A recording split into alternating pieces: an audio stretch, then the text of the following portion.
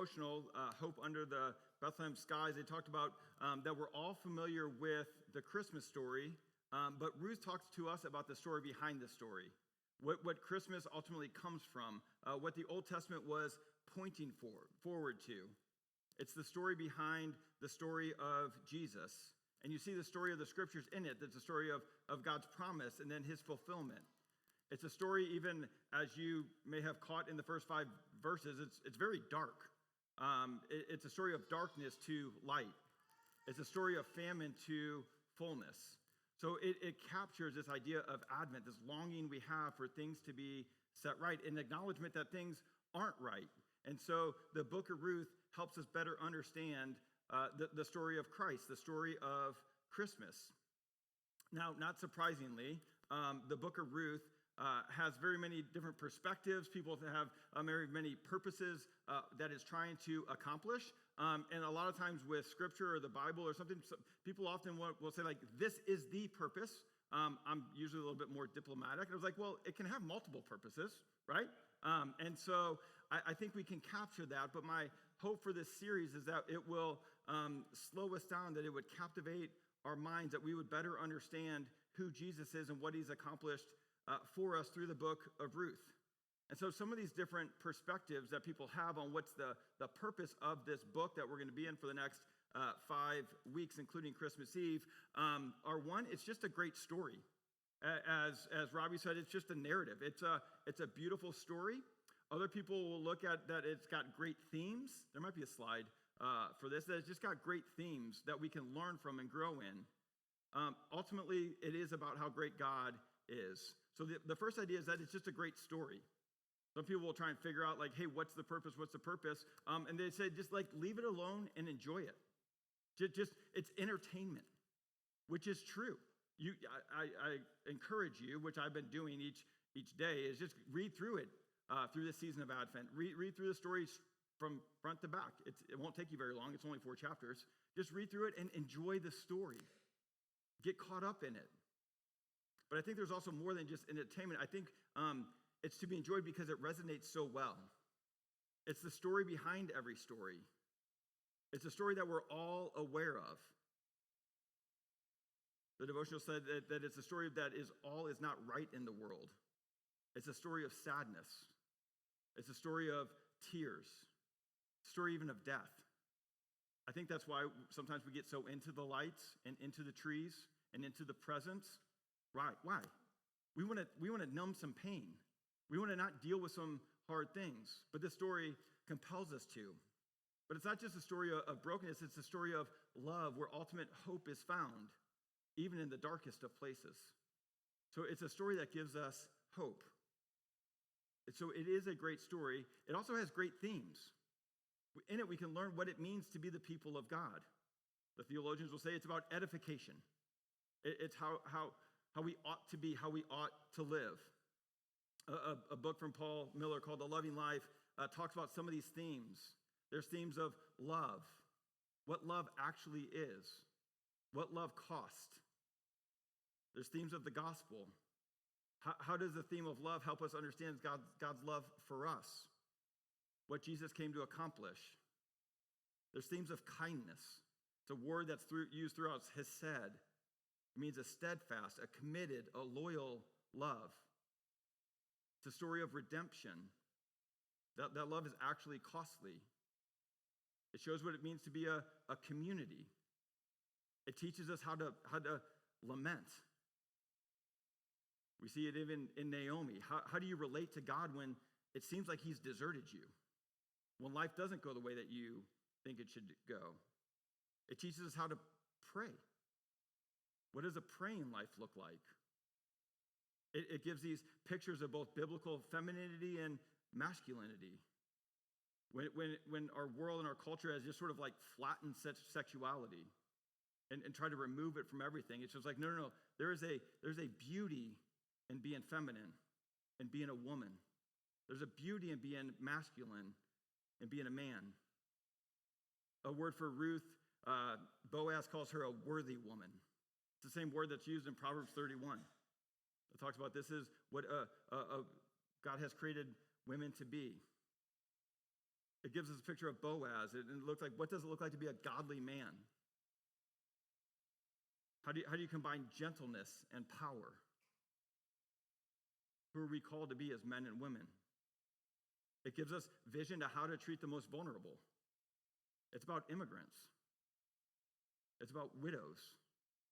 It's about sojourners, the people who are most in need in our world. How are we to respond to them? How are we to care for them? How are we to provide for them? So there's all these great themes that we're going to dive into the next 4 or 5 weeks. Paul Miller in his book said, the story of Ruth can transform you if you allow it to remap your own story and draw you into a life of love.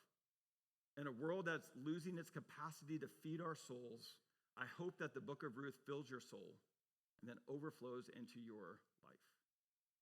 An opportunity to have our lives remapped, to live according to the ways that God calls us to. I do want to talk about 2 resources. If you want to dive further into this, and I invite you to. One I just quoted, it's called A Loving Life by Paul Miller, and it's through the perspective of Ruth. What does it look like to live this life of loyalty, of commitment, of sacrifice? See it in Boaz as well, this costly love. And then the second one is not for the faint of heart. It's by Larry Crabb, who is a therapist, a theologian, a counselor, and it's written from the perspective of Naomi. What do you do when your life doesn't go the way that you intended it to go? How do you respond to a God when he seems to be distant and far and not doing what you would like him to do? How do we relate to God in that way? It's hard, it's heavy, but it's after our joy, which is what the subtitle talks about. He wants us to have a deeper purpose, a deeper joy, a deeper hope than things that are on the surface. So maybe you're in a world kind of shattered dreams, of darkness, of life not going the way that you want. I invite you to read that book along with us these next week. But ultimately, the book of Ruth is about God. When Dean Ulrich said, the book of Ruth is not about Ruth or Naomi or Boaz, although they're the 3 main characters at all. It's all about God. It's a story of his providence, his working to bring about his purposes through the lives of very ordinary people in an ordinary place at an ordinary time. Ulrich said the human characters are, of course, involved in the story, but they are not what the book is foremost about. They do not appear for their own sake. Hence, the book of Ruth is not a biography. God, not Naomi, Ruth, or Boaz, is the main character, and he works through the human characters to advance his sovereign and redemptive purposes. So we see God working through the lives of these very ordinary people. And it's a reminder, and it's an invitation to us that God can work through our lives, ordinary people, in extraordinary ways. And why we are doing this at Advent is because God's great purposes would come through this coming king. If you flip to the end of the book, it weirdly ends with a genealogy. It's like, beautiful story. And then we just got done with Genesis. It says in 4:18, now these are the generations of Perez. Like, it's just like, why is that there? Can't read some of the names. And in verse 21, it says, Salmon fathered Boaz, and Boaz fathered Obed, and Obed fathered Jesse, and Jesse fathered David. It's about this coming king that would come, King David, that was supposed to rescue, to redeem, to set things right. But we went through 1st and 2nd Samuel a couple of years ago, and we realized that David fell short. He didn't accomplish God's purposes, and he was just a pointer to the ultimate King Jesus. And what we'll see on Christmas is that the book of Matthew starts the same way as the book of Ruth ends. Matthew 1 says, the book of genealogy of Jesus Christ, the son of David, the son of Abraham.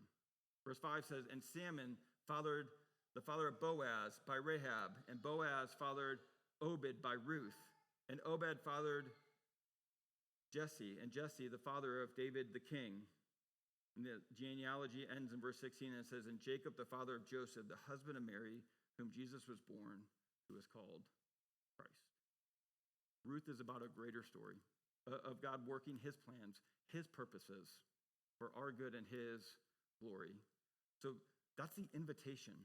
In the midst of the busyness, In the midst of the good things, the lights into darkness, they all have meaning. In the midst of the trees, in the midst of the presence, take time to slow down. Our prayer for this series, that we would slow down during the busyness to engage and ask questions about both the beauty and the brokenness of this world, the beauty and brokenness of our lives, to stop and see the goodness and beauty of God in the midst of the challenges of this world. This chapter 1, there's a helpful church in Nashville. They just titled it Hope in the Wasteland. And I think that's an apt title. Because we see Naomi was in the wasteland. Her life has been devastated. Her life had not gone the way that she wanted. She goes to Moab, which was the enemies of God. It's literally referred to by some commentators as a wasteland.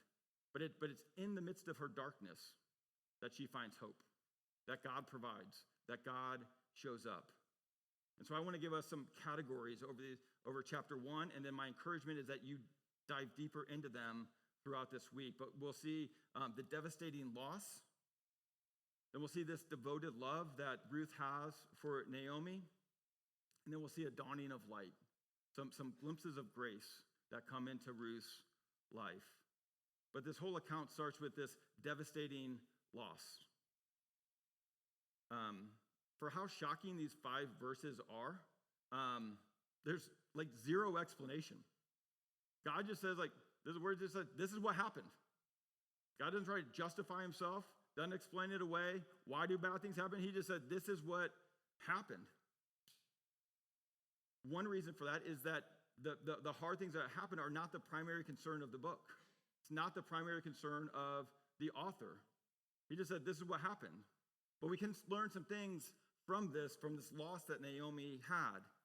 Verse 1 says, in the days when the judges ruled, there was a famine in the land. It says, and a man of Bethlehem in Judah went to sojourn in the country of Moab, he and his wife and his 2 sons. It says, in the days of when the judges ruled, if you just look to your left, it's the book of Judges. And the book of Judges is all about a time where people had turned from God. Kind of the theme of the book is that people had done what was right in their own eyes. So this is a time when people had turned from God, had rebelled God, were not listening to God, weren't about his plans, weren't about his purposes, weren't about his word. And it says that there was a famine in the land. Doesn't say, again, why a reason for this, but often in the Old Testament, a consequence for turning from God was famine. He withheld his hand. And it's very ironic because it says that they were in Bethlehem, which literally means the house of bread. This was supposed to be the house of flourishing, the house of bread, a house of provision. And so you have this family who is going through a famine, and we can knock them. How could they do this? But also, have you guys ever been in like desperate situations? And you feel like you have like 2 options and they're both terrible? So they're looking at bad options, like stay in the famine or leave and try and go find food. I think about that a lot. If my family was in need, if we had something, you get desperate. You will do anything. And it doesn't say why, but it says that they left to go to Moab. Moab was about 50 miles south, and it was a place that were the enemies of God. It was started from the lineage of Lot. And there was a lot of emphasis on this place, and I won't get super into it, but basically like people would call it a wasteland. And you're like, oh, they weren't that bad. They like sacrificed children. It was a place of darkness and evil and against God and his people. So they left this place of Bethlehem of God, this house of bread, where it was the place of God, the presence of God, the people of God, the provision of God. And they went to the wasteland, a place that did not have the presence of God or the people of God or the provision of God. And then when they get there, it does not go well. The husband, Elimelech, he dies. Verse 3, but Elimelech, the husband of Naomi, died, and she was left with her 2 sons. And then the 2 sons, which again isn't biblical, marry, and it says in verse 4, they took Moabite wives. The name of The one was Orpah, and the name of the other Ruth. It says they lived there for about 10 years. And both Mahlon and Chilion died. The two sons died, so that the woman was left without her two sons and her husbands. Again, it went bad fast. So Naomi is there. She's left alone, a widow, with her two daughter-in-laws in this wasteland. And so needless to say, all of Naomi's dreams and hopes would have been shattered. This isn't how she envisioned her life. You guys ever get there? You ever get to a place where like, hey, I didn't think this is how it was going to go. This is what Larry Crabb calls the shattered dreams. When you have desires for your life, even good, godly desires, and life doesn't happen that way. It doesn't go that way. It doesn't end up as you intended for it to go. This is where Naomi was. Her dreams had been shattered. Crabb says, in one form or another, we all go through that experience. If not yesterday, then today. If not today, then tomorrow. And the question becomes, how do we respond? What happens in us when life throws an unexpected curve our way? When the second shoe drops soon after the first. It was enough to lose her husband. What'd she do? She lost her sons as well. Remember, there was a season a few years ago. It felt like one shoe was dropping after another. We were disoriented. We were dizzy. It was darkness. We didn't know where to go. Most often, so he asks, how do we respond? He says, most often a more visible self-concern surfaces as the strongest passion we feel. I just need to get through this. He says it takes many forms, often self-pity. Why is this happening to me? Why am I going through this? I don't deserve this. He says sometimes a hardened determination to survive. This is how the family responded. We're going to get through this. We're going to get through. This was a strength and a weakness of my mom. We went through a lot. She would always say, however you respond is how your kids are going to respond. And that means you pick your head up and you go and you get through it. Not a lot of emotion. We're just going to be okay. This is how I can respond to stuff. We can do that. We'll get through it. We'll be okay. Just keep going forward. A hardened determination to survive. Perhaps a relentless demand that someone see our pain and care. We become needy. We want other people to over-empathize with us. But more often, it's a decision to hide. To let no one see our real struggles. That's what most of us do with our pain, do with our shattered dreams. How do we know this? How are you doing? Fine. Fine. Everything's fine. Right? We hide it. One of the things I love about Naomi, she doesn't hide it. She's like, I'm bitter. I'm miserable. God did this all to me. You're like, hey, you forgot a couple things. You forgot you left God. You married off your daughters. Right? But she's honest.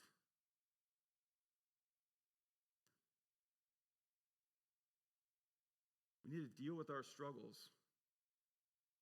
Years ago when we had Will, Karina had a wonderful career. She had dreams as a news anchor. She was a main anchor in Orlando. Something like billboards, right? Drive down I-4, there's Karina, right? Had Will. Maybe she came to this decision. She felt this was God calling her to do it. She stepped away from that career, and she was meeting with a friend who had her husband couldn't even, he was bedridden. They were young, bedridden, so it was mostly care for the friend. And the friend stopped her one day. She goes,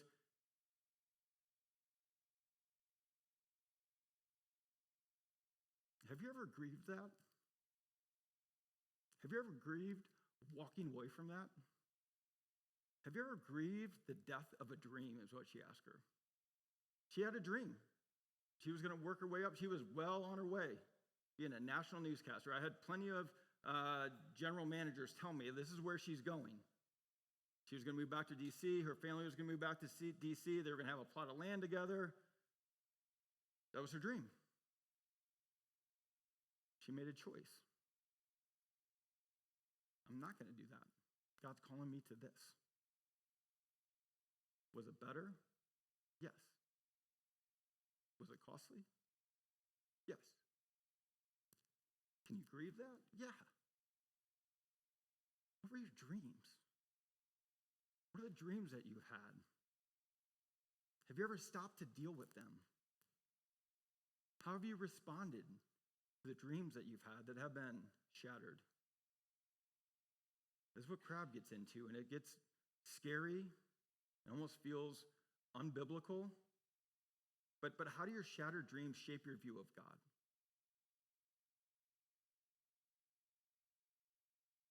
How do your shattered dreams shape your view of yourself? Advent's an invitation to deal with the darkness, to deal with shattered dreams. Crab goes on, he says, from Naomi's story, I learned that dreams for good things may shatter, but our pain will always have a purpose.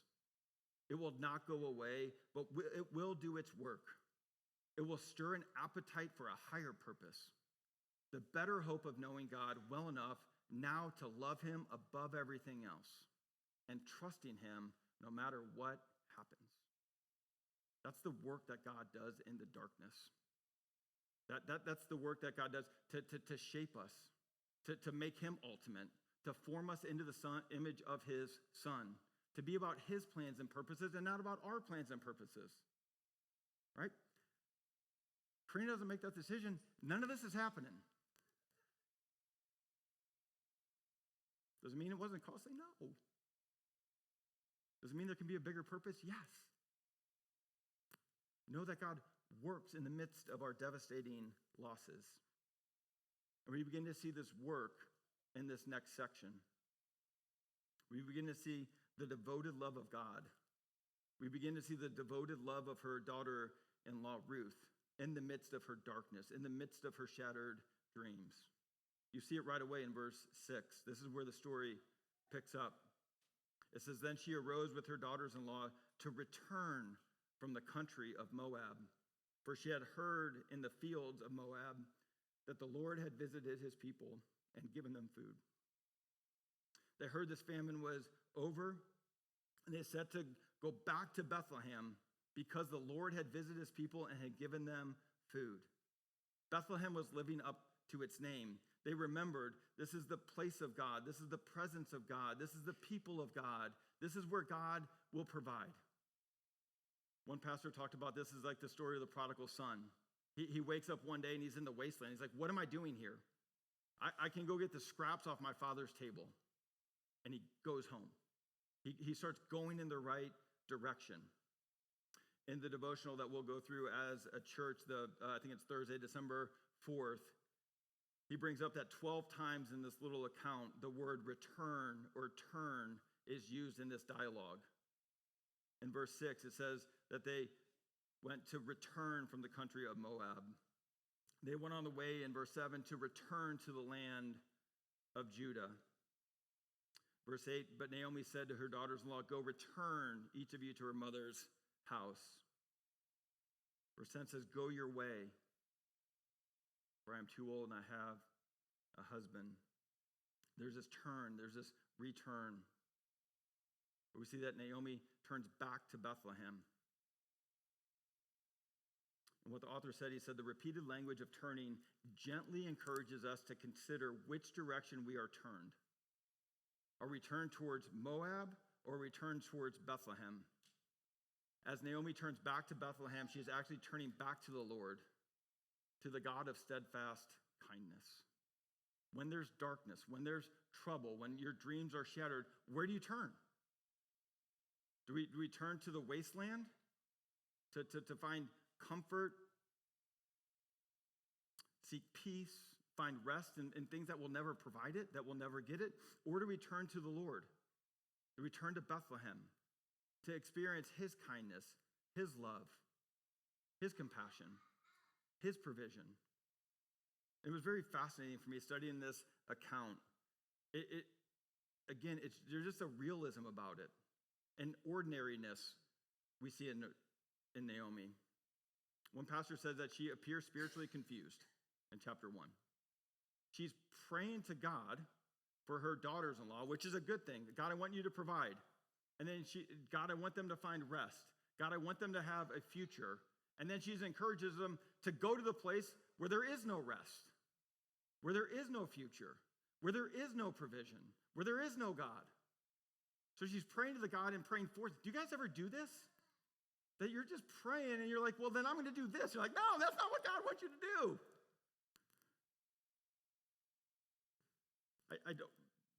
We live in Florida, so people are always talking about moving and going. I never tell people where to move. One time I have. This guy's like, hey, I got this job opportunity. I was like, no, that is going to end. I'm going to leave my family. They're going to stay here. I'm going to go there. I'm like, that is not going to work out well. Don't do that. One time in 20 years of this. I am not God. I'm not telling you where to go. I'll try and help you figure that out. I'll pray for you. What did he do? He went. What happened? Done. All of it. Family destroyed. He's like, I prayed about it. I'm like, I know, you're praying the wrong thing.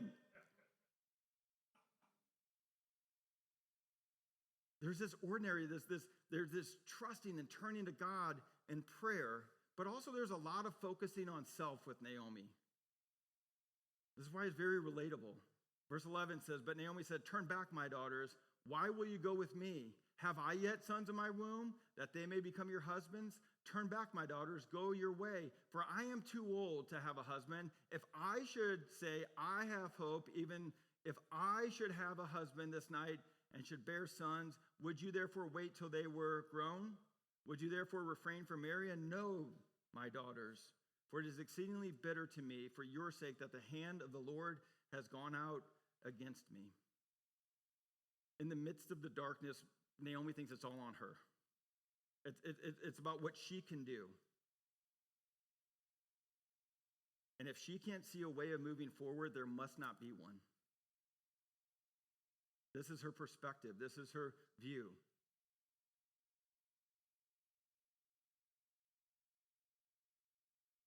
And so she's kind of turning to God and she's kind of turning away from God. The devotional asks, what journey have you been on this year? And which direction are you now facing? Maybe we're in a season where we've been persistently looking for hope in the wrong places. These verses invite us to return from Moab and find hope and life in Jesus Christ, the perfect expression of God's loving kindness. Because it's time to come home. This is the call. This is the invitation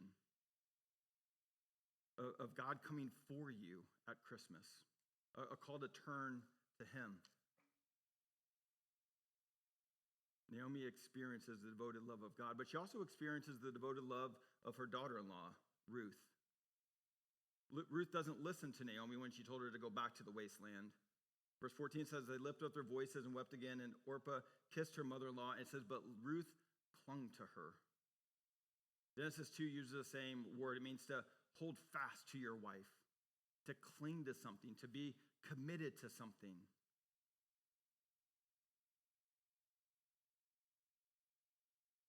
One commentator called this love without an exit strategy. This is what you're signing up for. This is what we're called to. This is what we need more of in our marriages,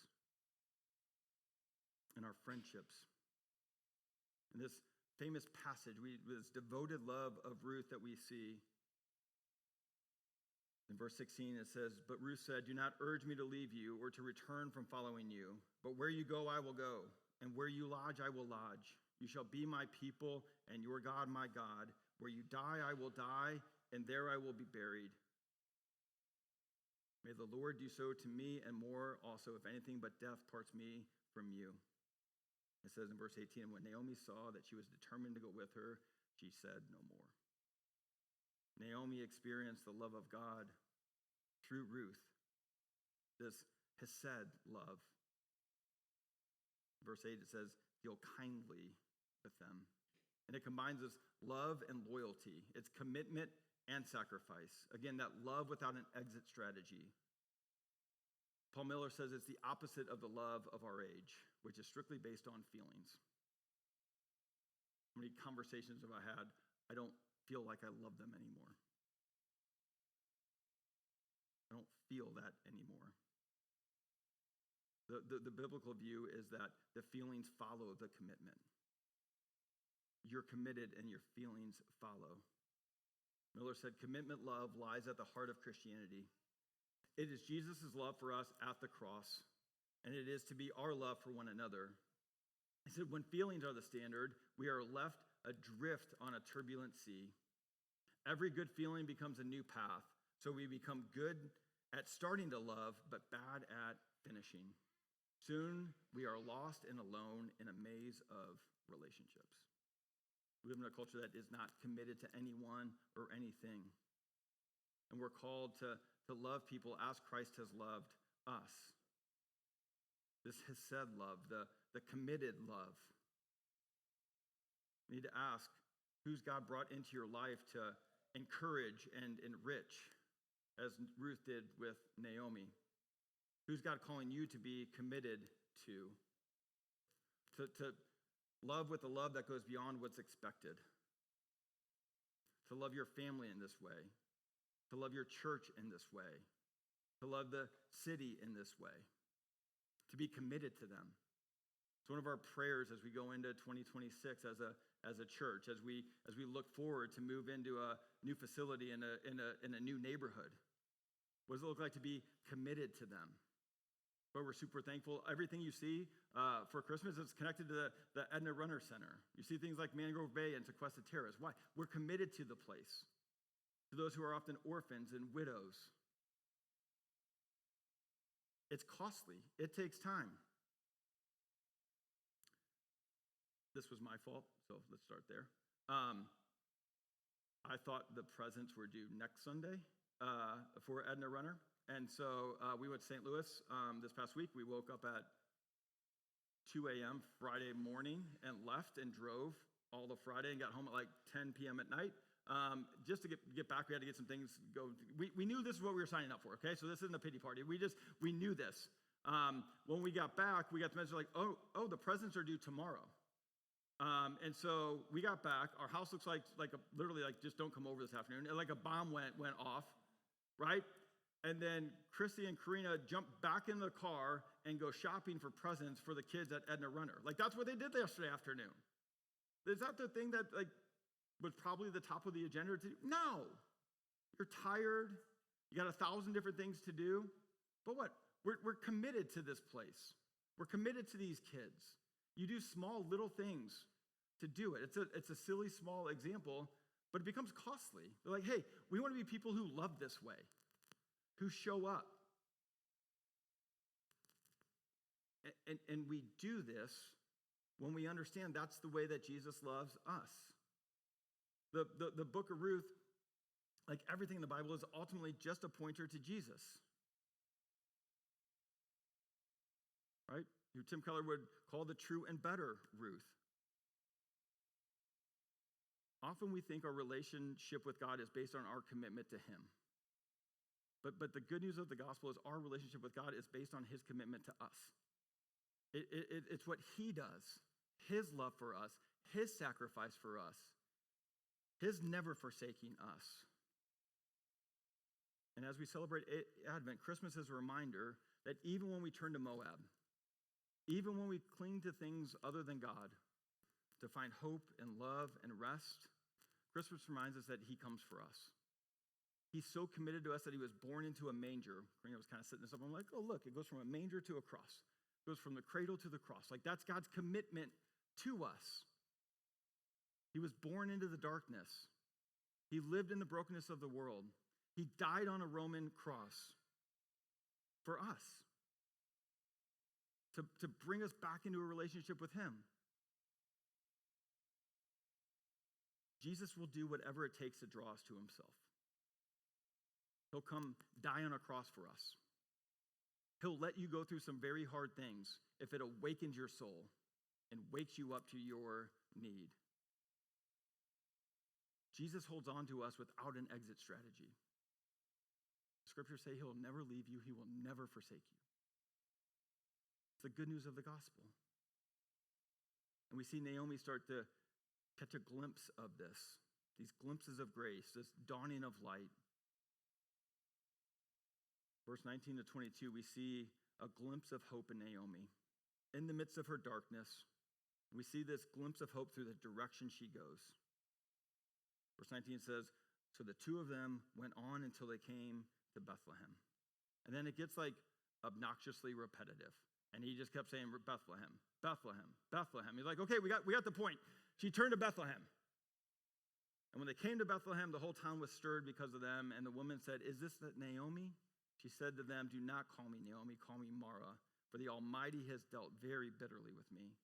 She says, I went away full, and the Lord has brought me back empty.